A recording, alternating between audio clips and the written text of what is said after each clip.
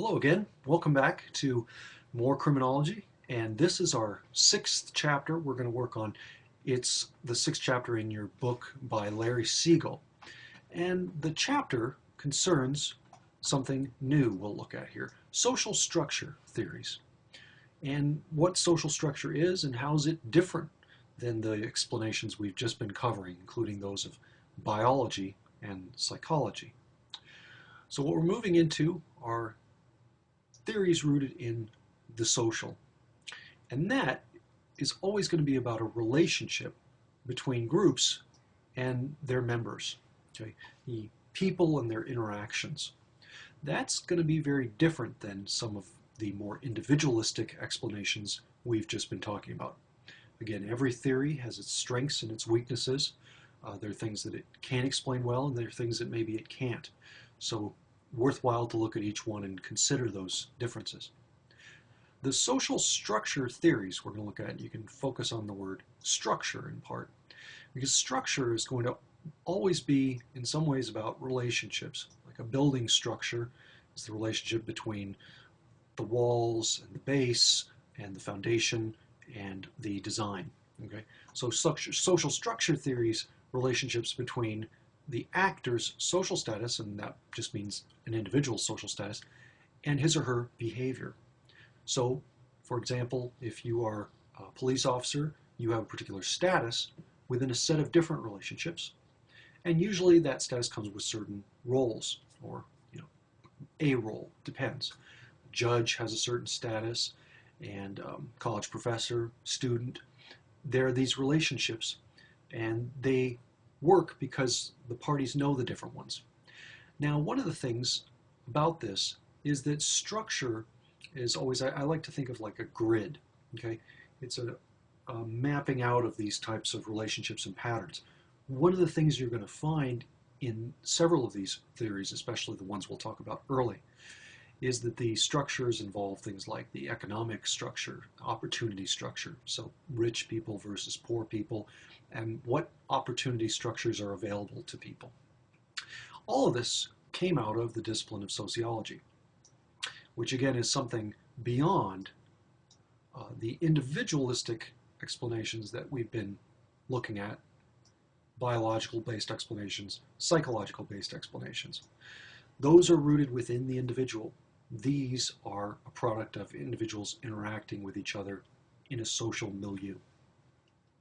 One of the big first areas that they talk about in your text is the Chicago School, which was actually the University of Chicago Sociology Department in the 1920s and 30s. And Chicago was a real hotbed of social change at this point. In fact, the three big things that related to the changing world of Chicago were immigration, just a cluster of different immigrants coming to the United States. Of course, we are an immigrant nation. Immigration, urbanization, moves toward big cities, and Chicago's also been often called the second city, meaning the city after New York in terms of size and importance sometimes in the United States. Immigration, urbanization, and industrialization. So people from all over are coming to cities which are growing in order to get jobs and work in factories. And this research that they conducted in Chicago focused on the social ecology of crime. In other words, the way in which crime is related to the structures of cities and the environments there. We're also concerned with social stratification, which again relates to certain kinds of social environments where you have an unequal distribution of three things: power, wealth, and prestige. The sociologist who most focused on this, his name is Max Weber, W-E-B-E-R, and he argued that those three things, the idea of how much power someone has, their wealth, and the amount of prestige they carry in the community, all three work together to create a kind of social stratification. And they aren't necessarily always aligned. For example, you can have teachers, and some of you may be becoming teachers, who will have nice prestige in the community, but probably not make a mint, right? Conversely, There might be some people who have a great deal of power, like, for example, people who are on a city council, but again, they might not have that much wealth. They might have some prestige, though. So all three variables together help us to understand social stratification.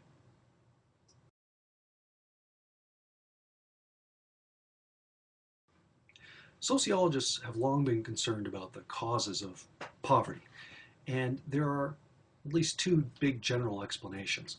Some people believe that poverty is a result of unequal opportunity and social structure. There are other people, though, who argue that poverty is also about maybe characteristics of people and cultures that people have.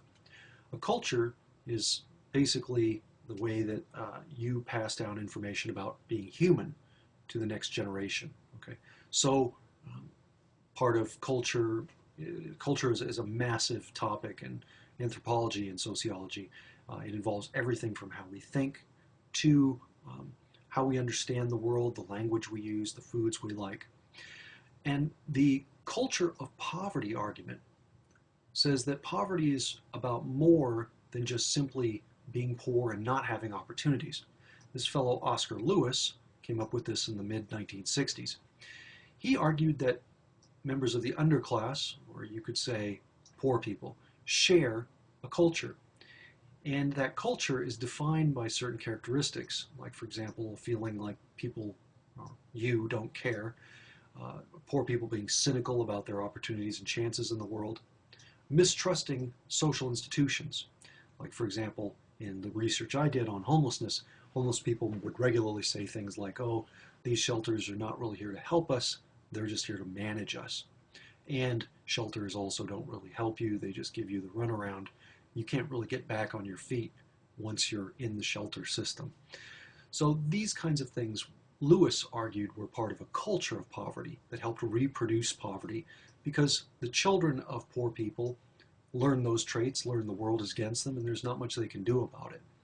So two different arguments about where poverty comes from and why it reoccurs.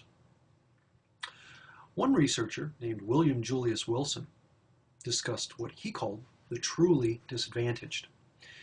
And these were the poorest of poor people who he looked at in inner cities like Chicago, which is where his research was based out of. And he looked at Chicago. Let me see if I can draw a grid here of Chicago. Okay, so here, this is supposed to be a grid of different neighborhoods. And in those neighborhoods, maybe this neighborhood was primarily African American, say in the 1930s and 40s, okay? African American people lived there. What happened over time, if you can keep that grid in mind, is that with the civil rights movement, poor people stayed behind, but other types of African Americans were able to move out away from this once shared community. Drawing the grid again here. So as these African Americans who had middle class aspirations and abilities were able to leave those once black neighborhoods, they left behind what Wilson called the truly disadvantaged. Okay, so affirmative action programs and civil rights movement programs, they helped minority groups. In some instances here, he's focused on black and African American peoples, that they were able to leave these traditional African American communities and pursue opportunity elsewhere and live in nicer neighborhoods, leaving behind people who basically would be stuck. And they were directing their anger a lot at the rest of the people of similar status around them. So there was a culture emerge where the truly disadvantaged basically take advantage and harm and enact crime against each other. And again, in my research on homelessness, I found this because there were regular attacks and altercations and problems and stealing in the homeless corridor where I was doing my research in Las Vegas.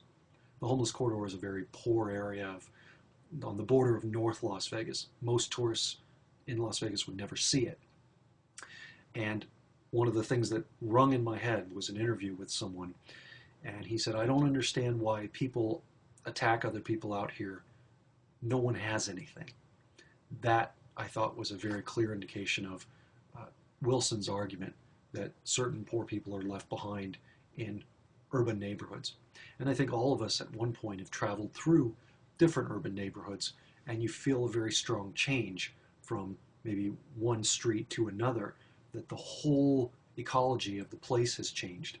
And that's something that I think we're speaking to now with this section of the text. One issue that recurs in this chapter, and something that's important for this analysis, links between race and poverty.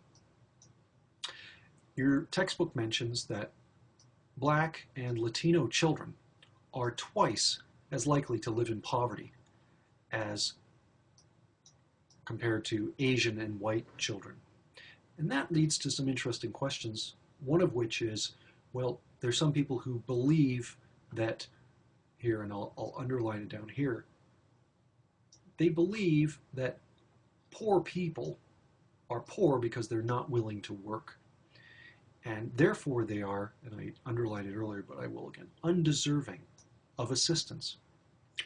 A big question with this link between race and poverty is that true, that they are undeserving? Because we're here talking about children, right? Children don't choose what families they live in, and they're not the ones who are supposed to work. They're completely dependent. So what is the link between racism in the United States and structural opportunities that may or may not be available to people? And there's a term that you can link with this, and it's called meritocracy. meritocracy.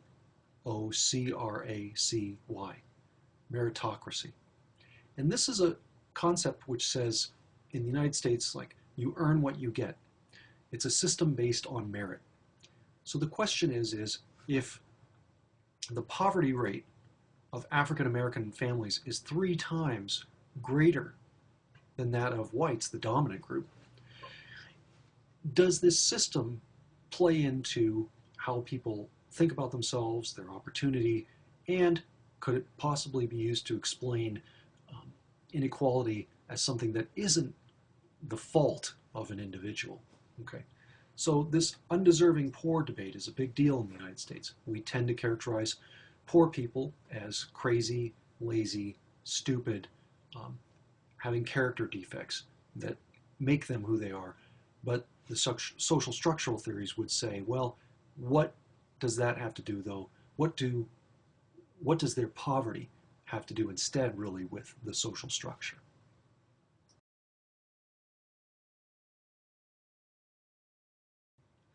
Now that we've briefly discussed relationships in the United States and the opportunities that we have being rooted in structures, and the fact that you can't understand social position without considering the notion of structures, we can move into these theories, social structure-based theories. Right?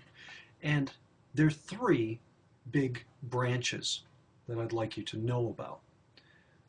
The 3 branches have theories within the branches, all right? So you can think of it as literally like a branch of a tree, and then you've got these other smaller branches that come off of it, okay? And that's really the way I like to think of it. There are 3 that I'm going to go through in a lot more detail, but first let me give you the grand overview. The first one here, social disorganization theory, we talked about before in our first chapter, and the key word is that disorganization. If you, as I mentioned a slide ago, drive around in a major metropolitan area, you might find some neighborhoods where, frankly, you drive, and my mom would say this sometimes. She'd drive into a neighborhood and she'd look at me, she'd go, lock the doors, right? She'd hit the power button. The idea there is that some neighborhoods are not very safe seeming, and maybe they have people, adults, wandering around in the middle of the day who don't seem to have employment. They have boarded up windows. There's trash strewn about. When I did my research in North Las Vegas, you saw this kind of situation. So in these areas, you can see they're usually deteriorated, right? They don't have necessarily a lot of adequate social control. There tends to be more crime in those areas, which is why my mom says, lock the doors when we drive by. And you've got values that may be in conflict. Perhaps in those areas you have more gangs, and those may be in direct conflict with the law-abiding citizens that are also in those neighborhoods. But all those things together, according to social disorganization theorists, lead to criminal behavior. That's social disorganization theory. Strain theory, I like to think of the idea of strain as key here, because what's happening is there's not equal distribution of wealth and power, as we just talked about, in the United States. And if you don't have that equality, some people will feel frustrated and will result to alternative methods to achieve, to get to the American dream. We'll talk about more. The third branch, which has a sub-branch, a sub-idea we'll talk about underneath it, cultural deviance theory. Here's how you can know this one. Cultural deviance theory takes aspects of strain theory and aspects of social disorganization theory. So social disorganization from above and strain together encourage the development of subcultures. A subculture is just a culture within a culture that has its own particular norms, values, maybe ways of talking. And hopefully we'll get to talk a little bit more about this too as you are reading Monster. That's really a look at a subculture, gang culture in Los Angeles. Okay. With the cultural deviance theory, the subheading there I have, comes the notion of cultural transmission, which is when subcultural values are passed from one generation to the next. Culture is basically human ideas, values, beliefs, norms, language, and culture is always passed down from one generation to another. Culture is what makes us human, and so the passing down of those kinds of things, that's cultural transmission. Now we get into more details about each of the branches, starting with the social disorganization theory. As I mentioned a minute ago, the key notion here is that crime comes from destructive ecological conditions found in urban slums. And there were studies of this within the Chicago school. They looked at the way that Chicago was organized, and people like Frederick Thrasher, for example, studied The Gang. His book was called The Gang. 1,313 gangs. That was the subtitle of his book. But it was also about what are the conditions in the city environment there that help create those problems. So we just talked about Fred Thrasher. Now we're going to look at the work of Shaw and McKay.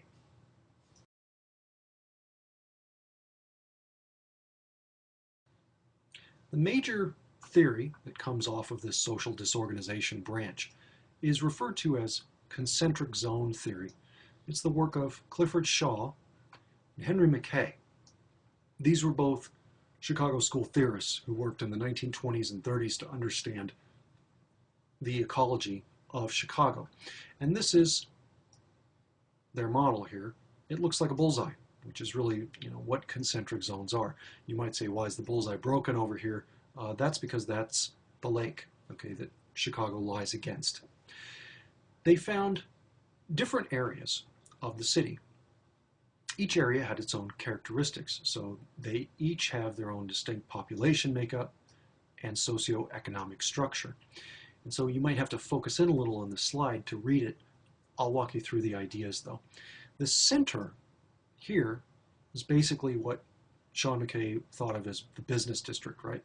That's where a lot of the big businesses were and still are in Chicago. The one that's really linked to crime and the highest rates of delinquency is this one just outside, which is called the transitional zone.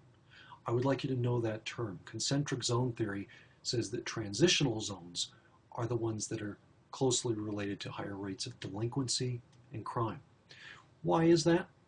Because there are recent immigrant groups that keep cycling through that neighborhood, and the neighborhood is characterized by some trouble, abandoned buildings, problems with the rental market and poverty there, not a very safe area, and the people don't stay, so that means that the norms can't be grounded.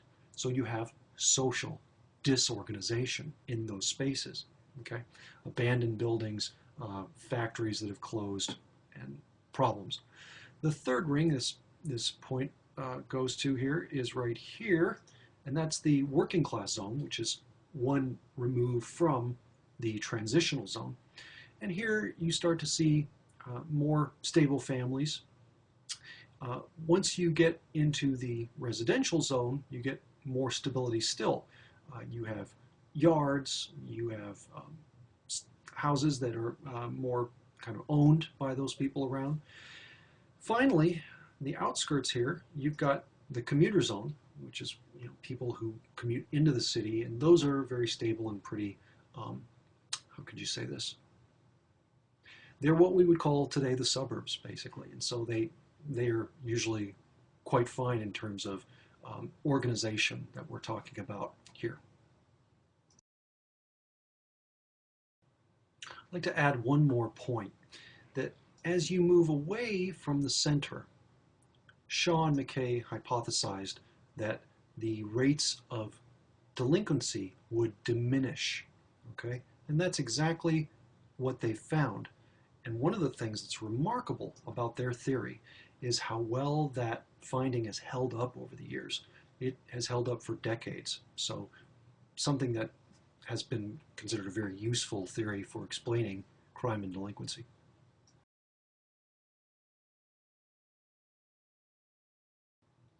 So Sean McKay conducted a landmark study focusing on urban environments and their relationship to crime. And they had to do it by using a data set. Everybody has to have a source of information in order to analyze it and make conclusions, draw conclusions. So one thing that you can look at as a criticism of Sean McKay is that they looked at police records in order to calculate those neighborhood crime rates. Now, the funny thing is that you could say to yourself, well, that makes perfect sense, right? Who's going to collect records about crime? The police.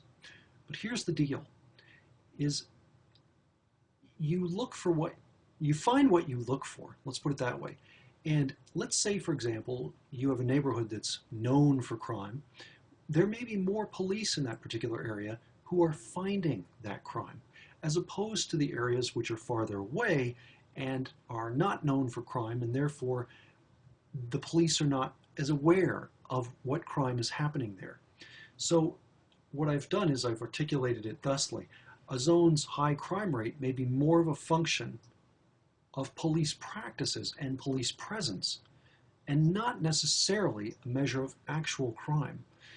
You can't find things if you're not there, basically.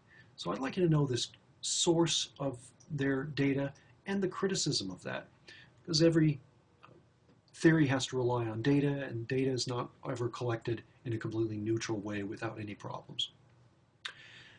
And we can move now into some major ideas of modern social ecologists. And these are people who have tried to apply some of this logic to understanding contemporary social ill and crime. One issue they talk about is the notion of community, he said, community deterioration. So things like abandoned buildings in an area. What happens with those? What happens when there are, for example, in like downtown Omaha, you have these large buildings that people at one point thought were abandoned and would throw stones at them and have these broken windows around.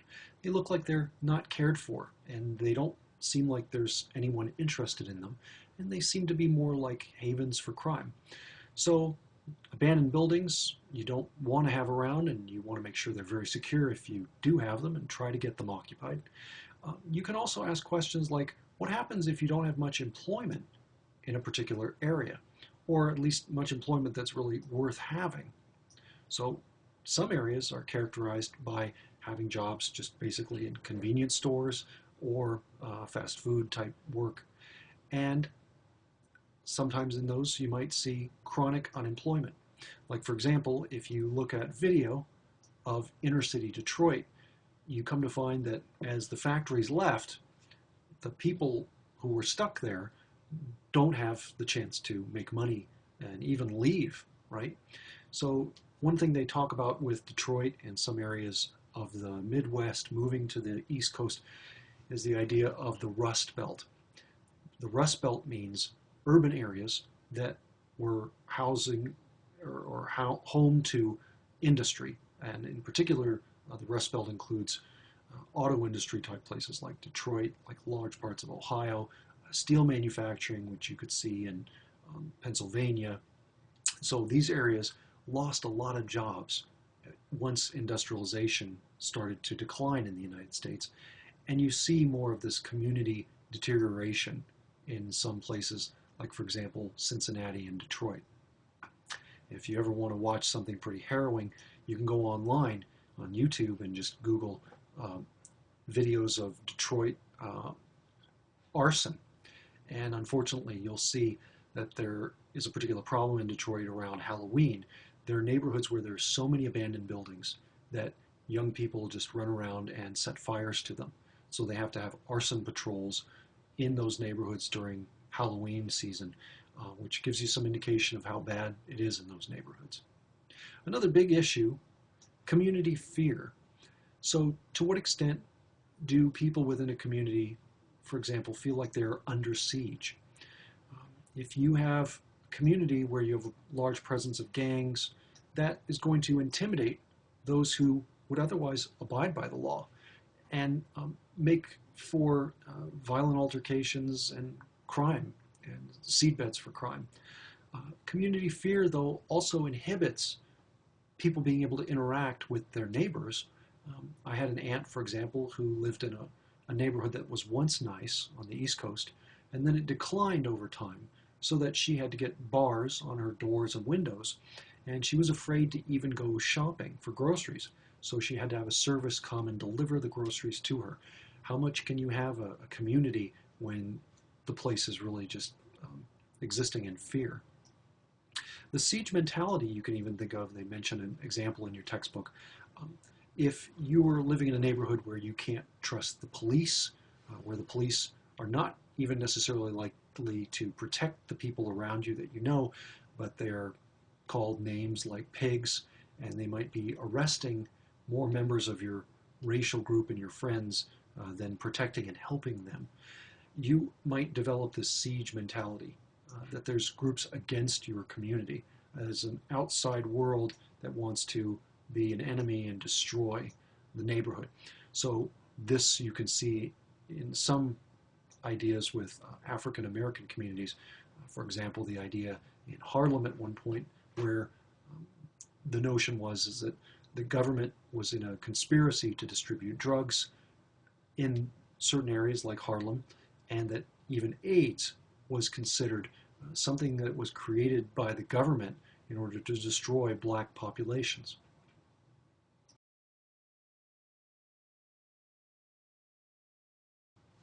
There are also cycles of community change. It's discussed in this particular point in your textbook. I also, too, am not hitting on all the terms in this section, so read it carefully. There's a little bit more that you can get from this than I'll be able to cover. But one cycle of community change involves the idea of gentrification, and it's what they call the late stage in an urban cycle. So you might think about this in relation to Omaha. So Omaha had these large warehouse type buildings downtown. Probably you've walked through and seen them if you've been to that area.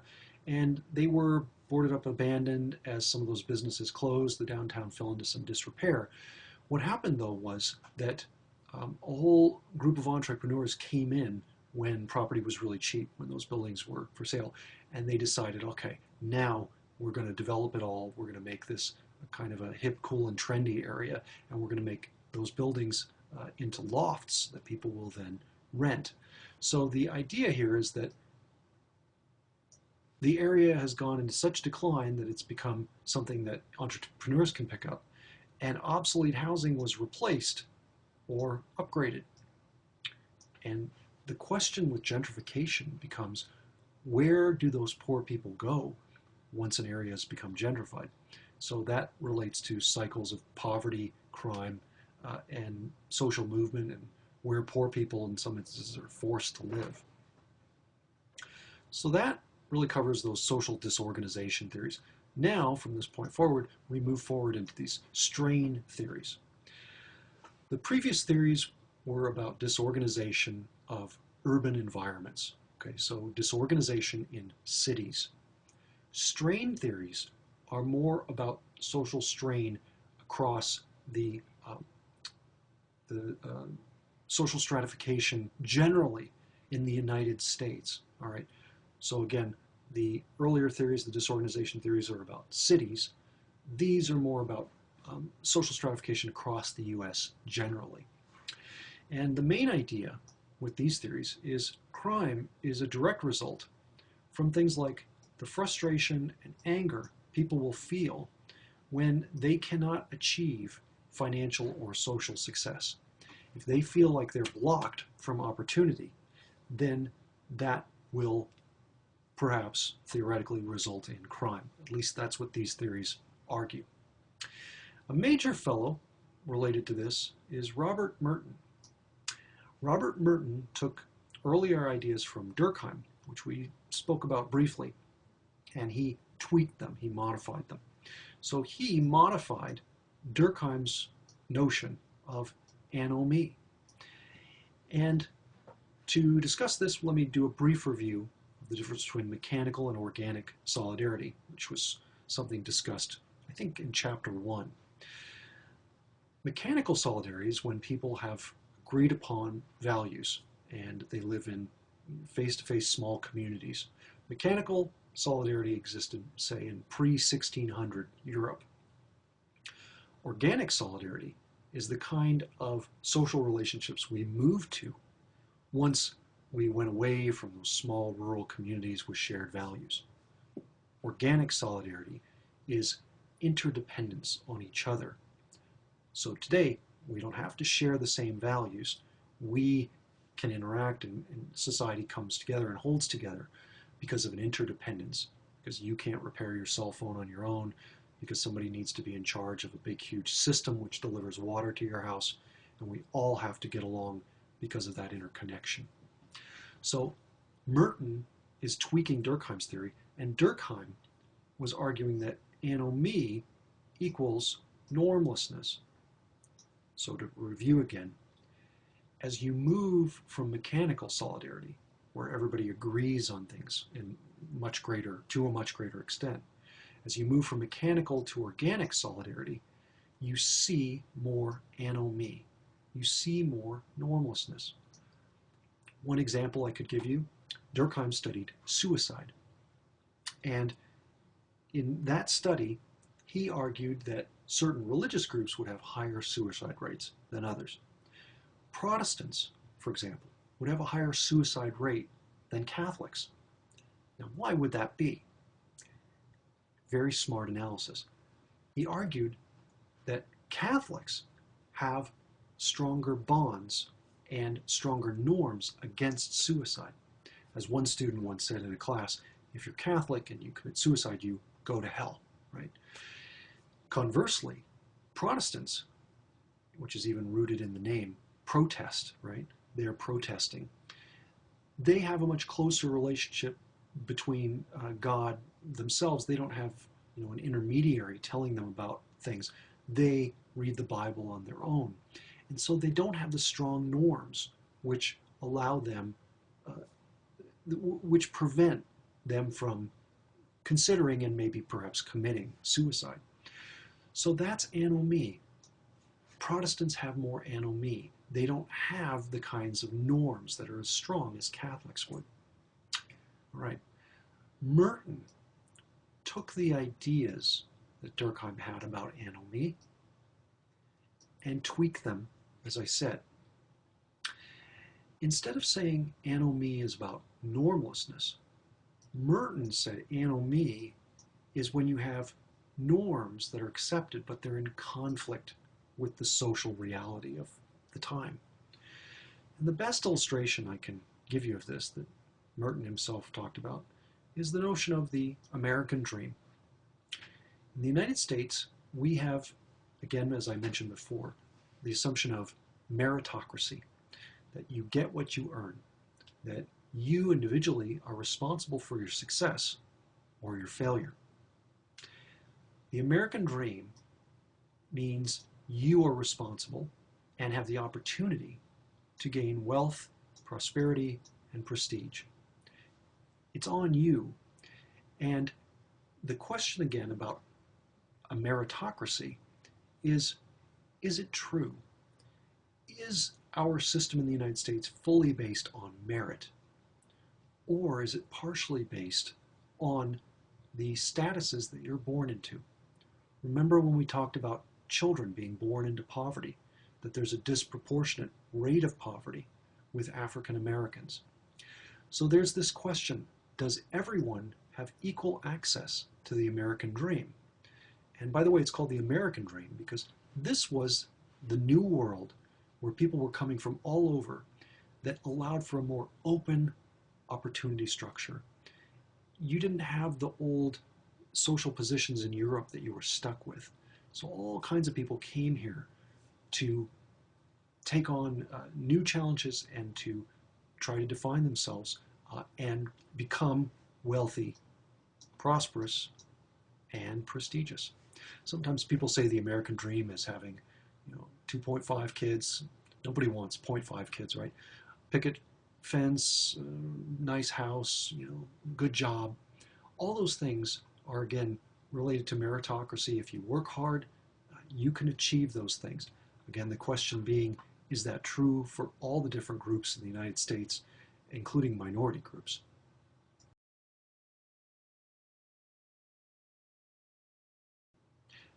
And the question that I just asked, is the opportunity structure equal and available for all minority groups?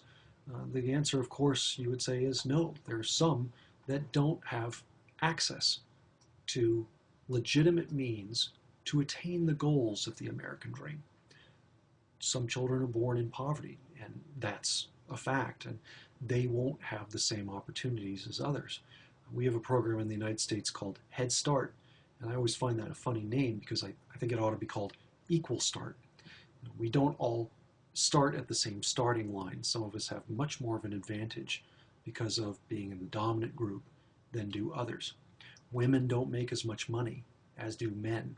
And there's the notion too these days of the feminization of poverty, how more and more women are poor because they're single mothers and they don't necessarily have access to money because they're in part caring for children.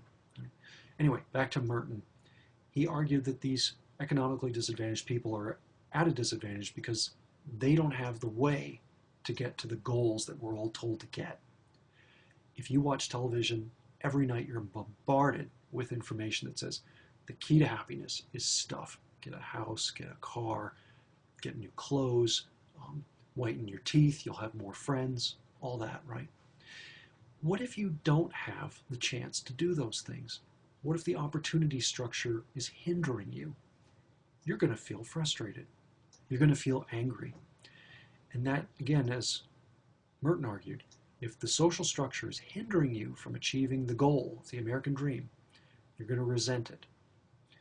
And crime might well result from that frustration and anomie. So this is a beautiful theoretical setup. And what Merton ended up doing was creating a typology. It's in your text. But they are modes of individual adaptation to anomie. Basically just variations in how someone adapts to a society, and in this case to American society. So it's got three columns here. You've got your modes of adaptation, you've got the goals that you have, and the institutional means of achieving them.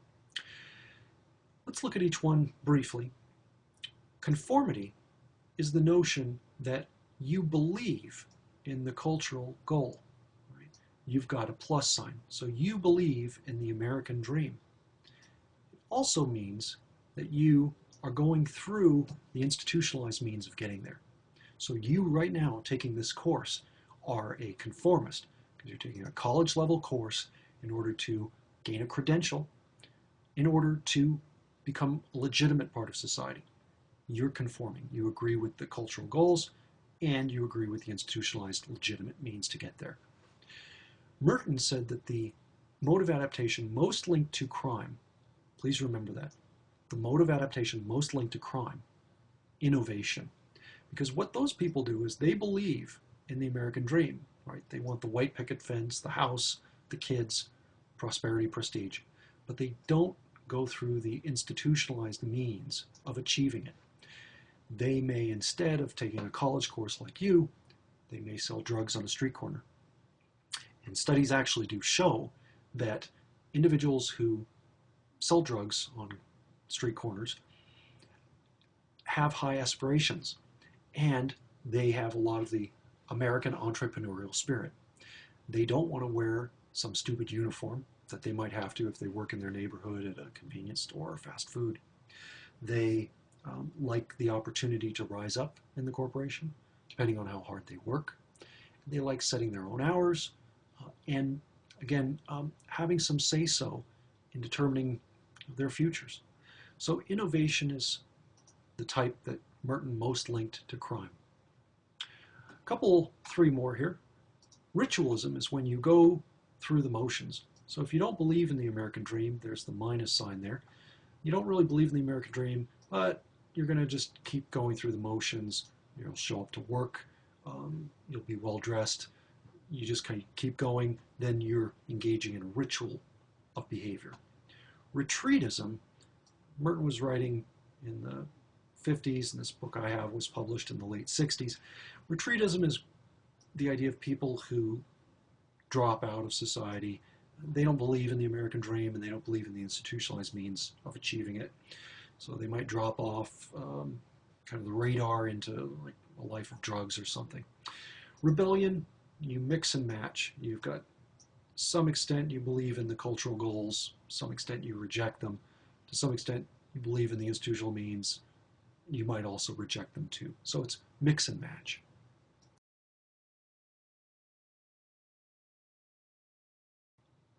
Of course, every theory can explain some things and can't explain others. And we can look at some of the problems with strain theory and what it's useful for and what you really can't get at or understand from this theoretical perspective. One key problem with the theory is that it assumes that crime is really related to poverty. And there's a real problem because most poor people don't commit crime. The theory itself, if you took it at face value, would suggest that being poor would probably lead most people into crime. The fact of the matter is, most poor people are law-abiding. So that's a problem with this theory. Another big issue is that a lot of crime doesn't pay very well.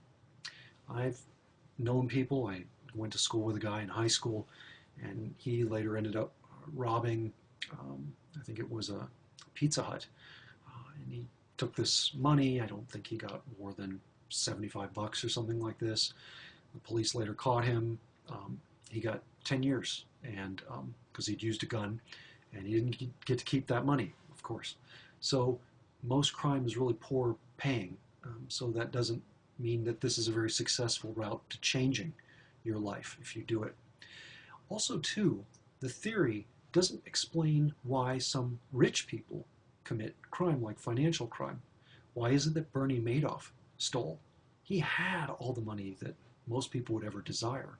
So it doesn't explain crime by people who are well off.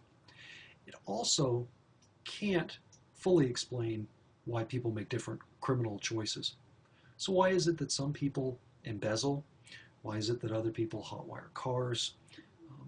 What's the role of thrill-seeking maybe in some forms of crime? And that's not fully explained with Merton.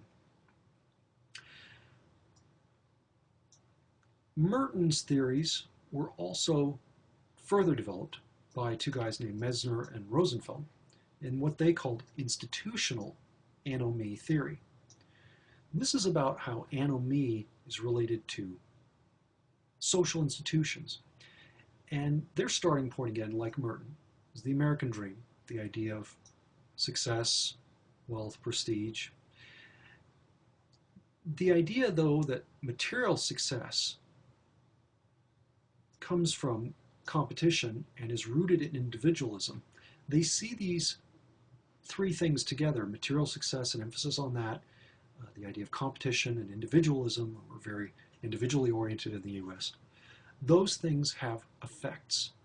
One of them is driving people apart. We don't see our collective interests. We don't often work together.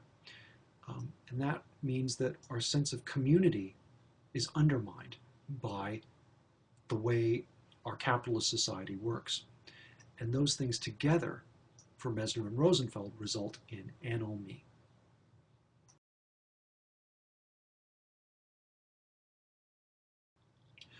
Mesner and Rosenfeld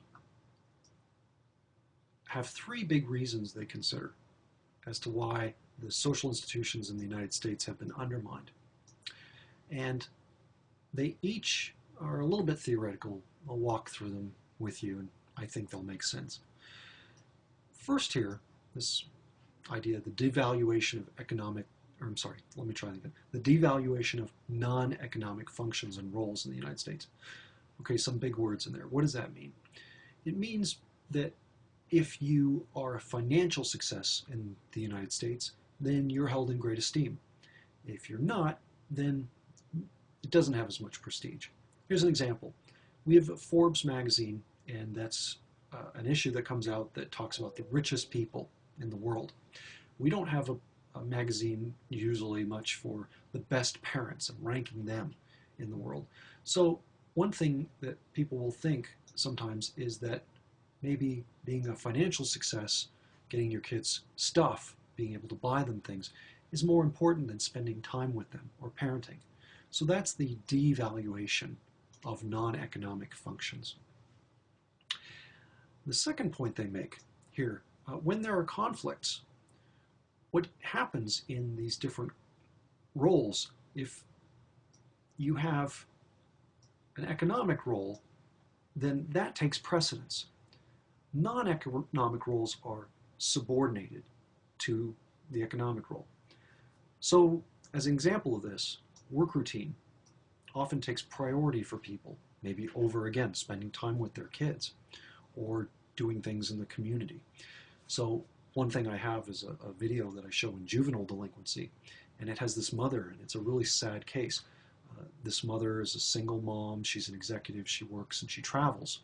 Her daughter ended up being basically raped at the age of 12 when she went to a party, and she got very drunk and she didn't realize what had happened to her. She woke up and this incident had occurred.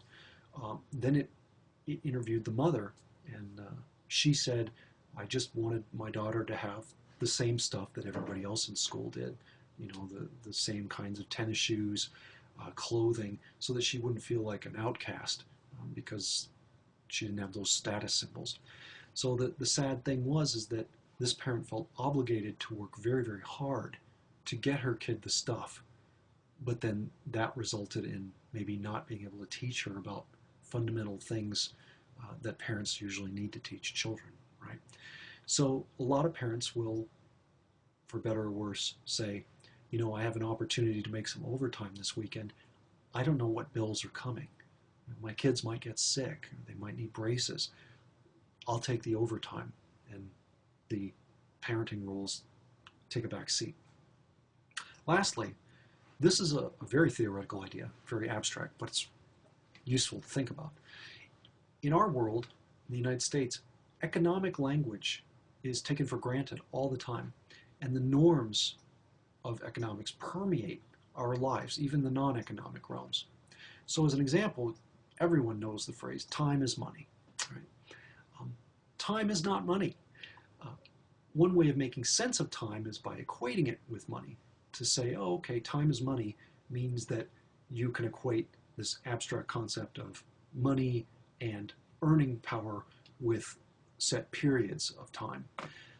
The problem with this is that it's a metaphor that people don't actually see as a metaphor. They take it kind of literally.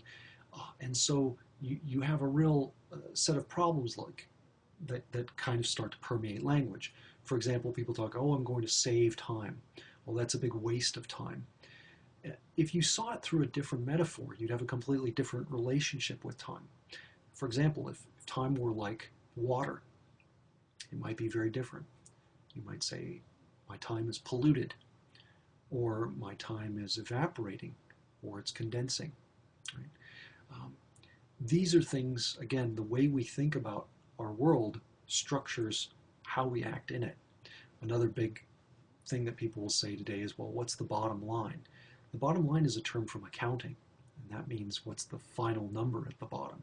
So economic thoughts and ideas permeate our thinking, and we don't even necessarily see them, which Mesner and Rosenfeld think is a little sad.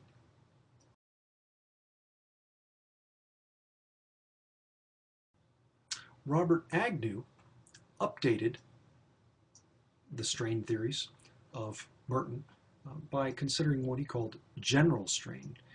And this is, as it's implied in the name, sort of a broader application of some of the things that Merton and Durkheim talked about. His argument, try that again, is law-breaking behavior works as a coping mechanism. And that is a coping mechanism allowing someone to deal with their socioeconomic problems that are the result of negative social relations. So it's not simply about gaining property, but it's also about the sense of esteem that a person has if they're lower in the social structure. And what might be some solutions to these things? It could be the result of, it could be a response to that kind of a negative self-image and the way that people have to somehow find that if their environment doesn't let them. So here, if you can't get positively valued goals, like aspiring for wealth, but not able to achieve it, that is going to cause strain. But there are other ways that are less direct, like if there's a disconnect or disjunction between what you expect and what you achieve. And that can be somewhat relative, right? If you are in a particular social position where a lot of people are doing better than you, then you might feel that strain.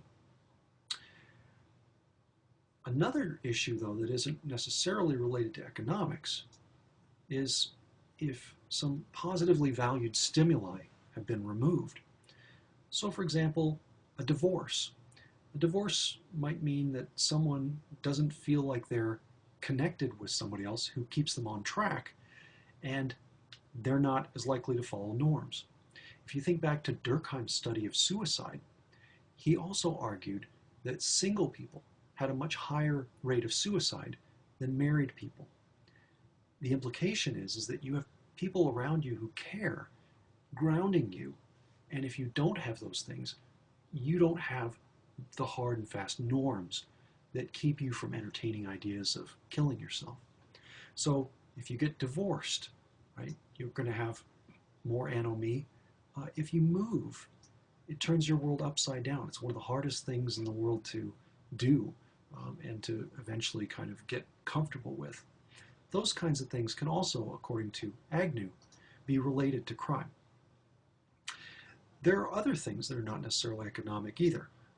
If there are negative stimuli in a person's life, like if they're abused or neglected, if someone's a failure at school, then they're not going to feel as good in that environment, and they may look to another environment to gain a positive sense of self.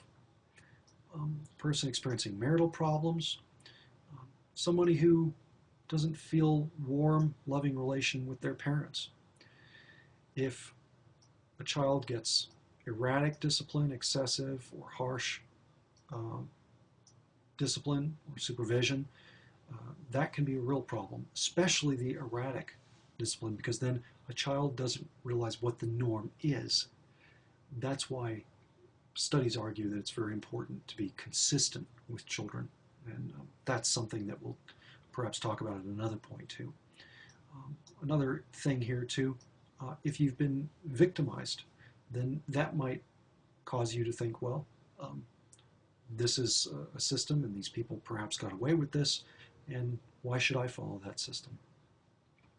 One big critique of Agnew has been that if you talk about different groups feeling strain, women, you could make a very good case, feel far more strain than men, but are not engaged in crime at the same level. So, again, a critique of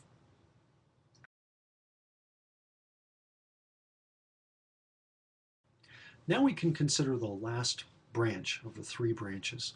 And these are theories called cultural deviance theories. And as I mentioned in the previous slide, these theories combine elements of social disorganization and strain to come up with a different kind of model, an integrative model, if you will. The theories start with this guy, Zelen, and his publication here, Culture, Conflict, and Crime. It came out in 1938. And these theories are largely about the development of subcultures, okay? And his argument is law expresses dominant cultures' rules, okay?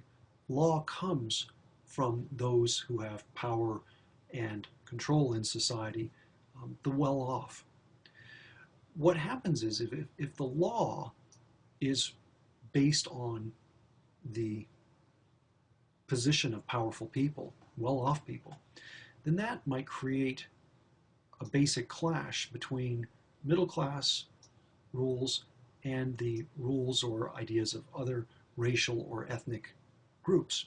So whoever is dominant in a society sets the rules, and those other people have to play along with it, and if they don't, then they're potentially labeled criminal. There was an example that we'll talk about here in a minute, but first I'll talk about conduct norms. Zelen talked about these conduct norms, which are rules about day-to-day living practices, and those are, in a subculture, they're living practices that are against or contrary to dominant cultural expectations. So subcultures can promote rules and values that are in distinct contrast with the dominant culture. And as a great example of that in your textbook, I have marked here. Zelen looked at a father from Sicily, and his daughter had been seduced by this young man. The Sicilian father dealt with this in the ways of tradition from his background. He killed the boy. A very harsh way of dealing with it from an American perspective. But he was surprised when the police came and found him. He said, look, according to my culture, this is just how we deal with this kind of thing. But in American culture, you don't. That's not how you address it. But you can see that perhaps subcultures may have very different values and ways of working that are in conflict, right, with the dominant culture. So another way of thinking about this is if people adhere or follow norms of lower class culture, that can place that person in conflict with dominant cultural expectations. And you can critique this, as I have below here, arguing that really this is focusing hard on people who are minorities and lower class, and it doesn't really explain much about the crime of well-to-do people. Why would Martha Stewart commit crime? She's already well off, okay? Bernie Madoff, again, the same kind of story. Why does white-collar crime keep happening? Because these are upper or perhaps even middle-class deviants or criminals. And this theory, cultural deviance, it really can't explain those types of problems.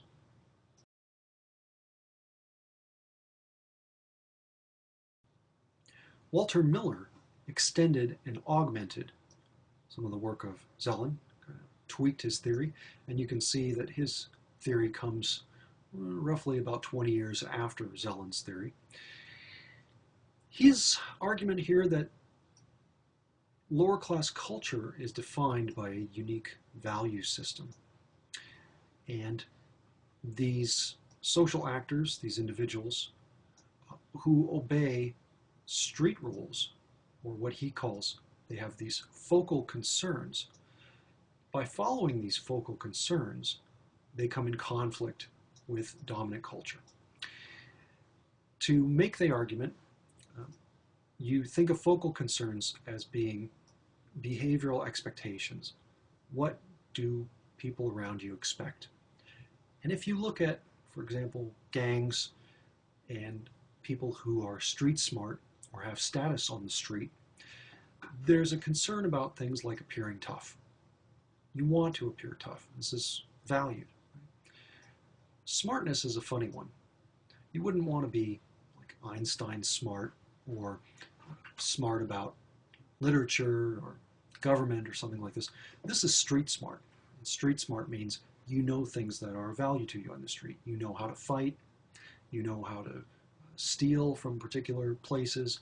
You know how to get away with crime. That's the kind of smartness we're talking about here. There's some value given to being in trouble, right? You get status from that, right?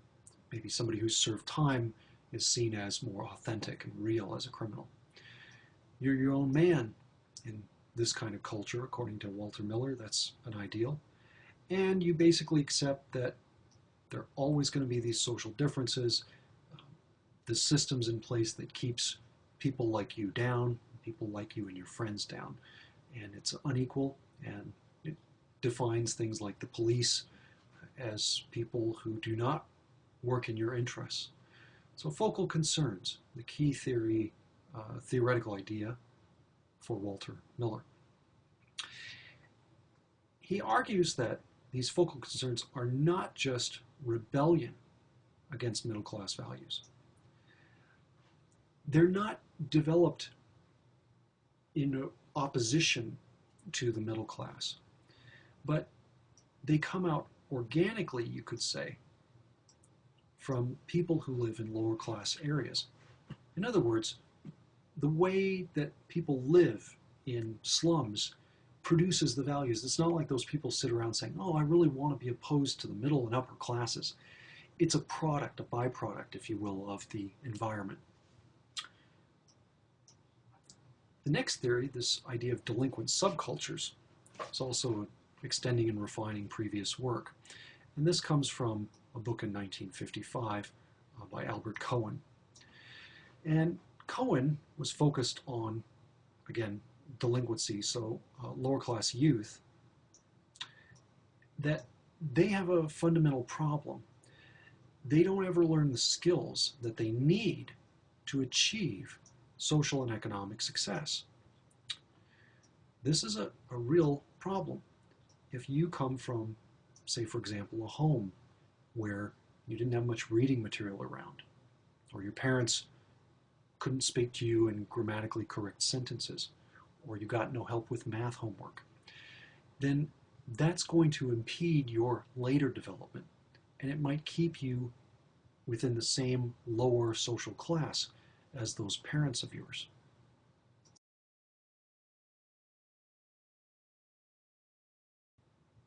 Think about for a minute if you're a young person and you're having problems in school, you're falling behind, you're failing, kids are making fun of you, maybe you're ostracized.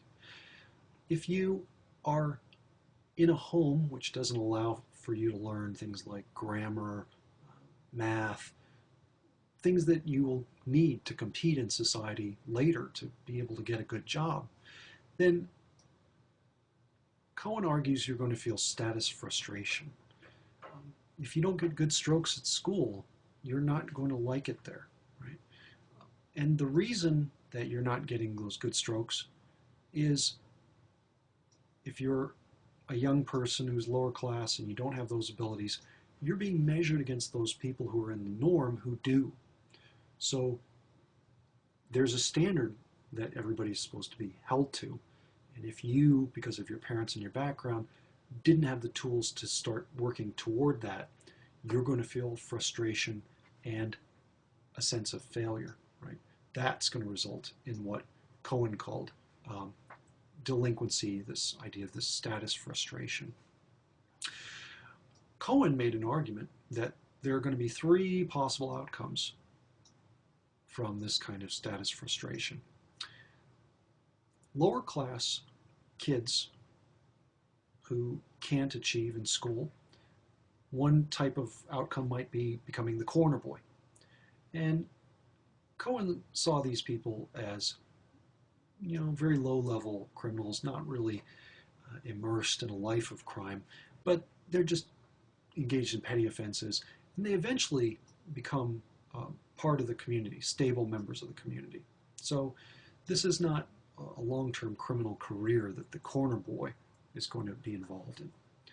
The college boy it's kind of sad from this analysis, but Cohen argues that these are lower-class kids who embody the ideals of middle-class people and their values. But Cohen says basically it's a fool's errand, it's a lost cause, that these kids never really develop the skills early and they can't catch up. So they aspire to college, but Cohen says really it's hopeless for them, not a very nice possible outcome he's predicting for them. The type of subculture, though, that relates strongest with a criminal career is this delinquent boy, which members are adopting norms against these middle class values. And Cohen says that these kids have what's called a reaction formation. So the reaction to this social positioning will be an overreaction.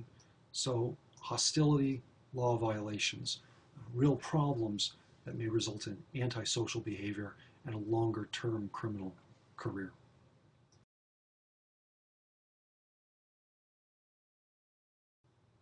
Differential opportunity theory is the work of Richard Cloward and Lloyd Olin.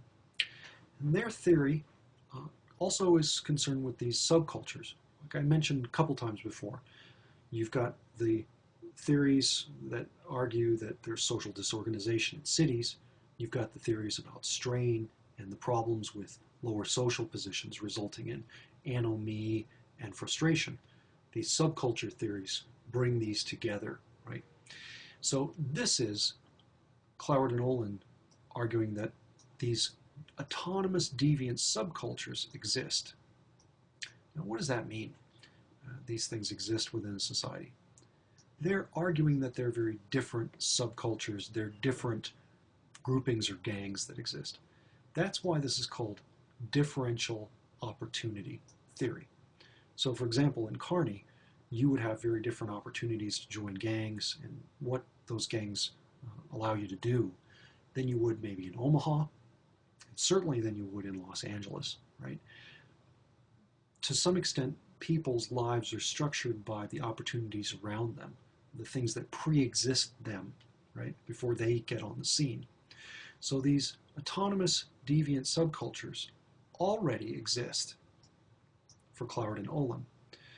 And these researchers, are focusing primarily on juvenile delinquents that are engaging in serious delinquent acts. They want to explain that process. So they come up with these different kinds of ideas than the other theorists we've looked at.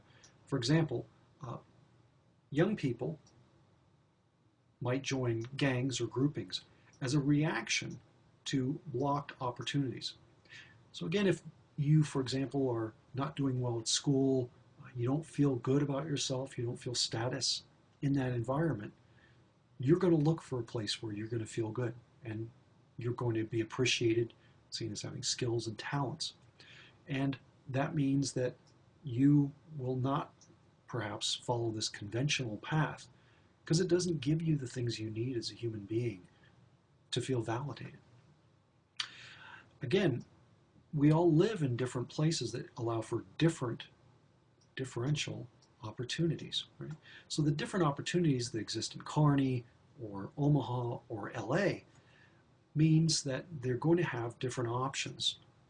The subcultural environment will have different options for gang membership or group membership.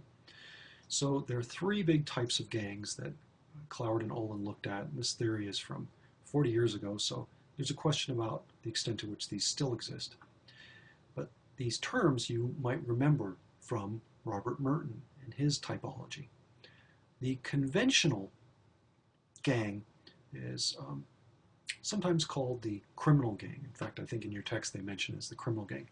And this is the type of gang that most likely leads a younger person to a longer criminal career, right?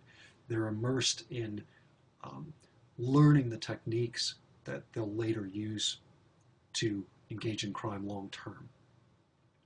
The conflict gang is really rooted in fighting over territory, not really necessarily giving somebody a high-level education that leads to a long-term criminal career. It's about fighting among groups of people over turf, more or less. Retreatist gangs for Cloward and Olin are a little bit, again, like the retreatist mentality that Merton talked about.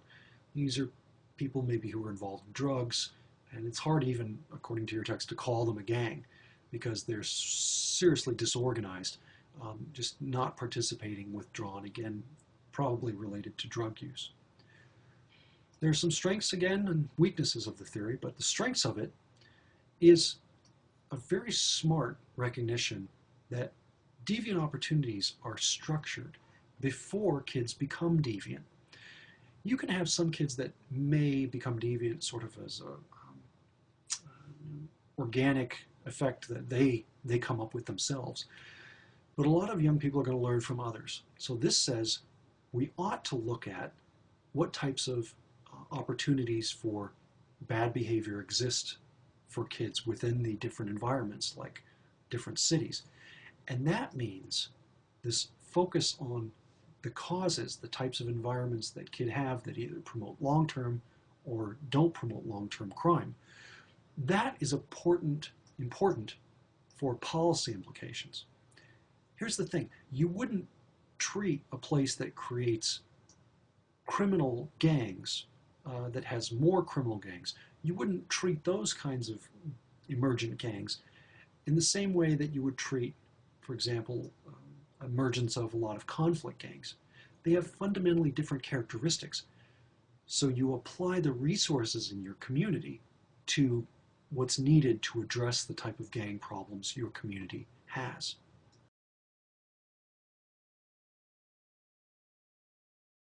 Differential opportunity theory also, though, has some weaknesses and some criticism we can discuss. What I hope you're beginning to notice here is a theme.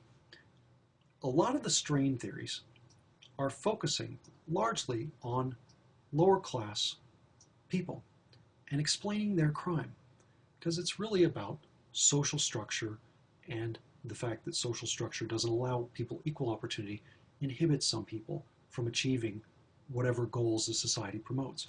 So lower class kids and their crime and delinquency is explained by this theory, Cloward and Olin's theory, but it really can't address middle and upper class deviants. Because again, these are the successful ones in this structure. Why do they sometimes commit crime, commit acts of delinquency? Another big criticism with the theory is the typology that Cloward and Olin came up with, the three types of gangs. Are they mutually exclusive?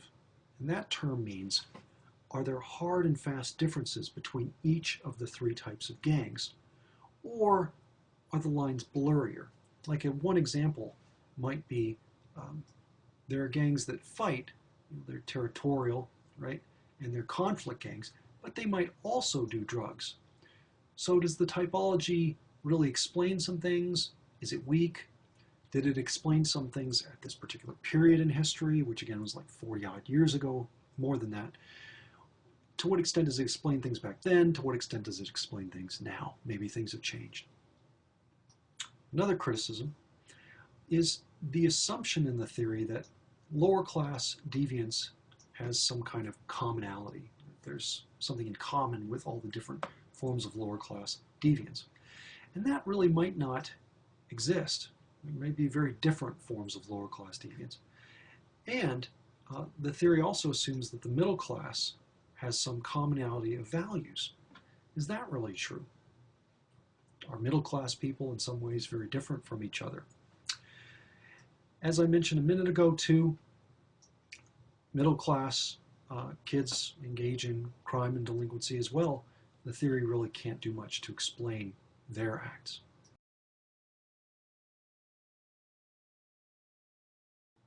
The final material discussed in this chapter is the work of Elijah Anderson, who is a sociologist at the University of Pennsylvania.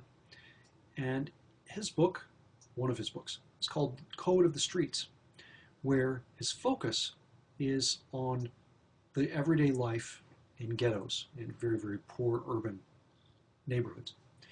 He contrasts two sets of ideas, which is a really interesting setup. This is a more contemporary study he did than some of the ones we just talked about. Decent values versus street values. He says there's kind of a value, clash of values on the streets in these urban ghetto environments. Some families teach the decent values if they are aspiring to be middle class, if they believe in the notion of meritocracy, that their kids can get ahead if they work hard, try in school. And so these are the values of the working poor, according to Anderson, and people who are saying you need to work hard, be self-reliant, and you can make it out of this situation. You're not stuck here. Street values are different because they're the result of despair, which you also see in inner cities. These are bleak environments. There's crime all around. There's violence is taken for granted, trash, lack of social services and support for schools. Schools are always funded through property taxes. And in poor areas, of course, you don't have those property taxes to get the nice schools. So street values are the result of the despair of inner city life. And Anderson argues that these values are the source of what he calls the code of the streets. Even decent families have to respect that code because it's all around them. It's the lowest common denominator.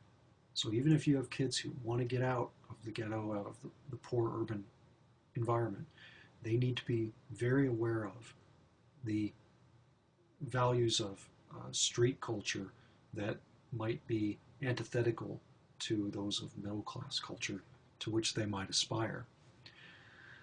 The code includes a lot of ideas, and one of them is that having respect on the streets, or what's called juice, is valued. That's important. Do you have street cred, street credibility? Because that's something that you're evaluated on a regular basis. Part of that involves being able to take care of yourself. And that means, if necessary, you can resort to violence. So you have the ability to defend yourself and those close to you. That, again, is a taken for granted aspect of street life, according to Anderson. The idea that you are aggressive and assertive is valued, as opposed to being passive or turning the other cheek. Victimization is not seen as something you ever want to be victimized. And that means ultimately you aren't afraid of dying, you aren't afraid of killing. So this creates a value structure that really works against the interests of those working class people who have decent values. And it means that those people are going to have a really stiff uphill climb to get out of that culture of the street, the codes of the street.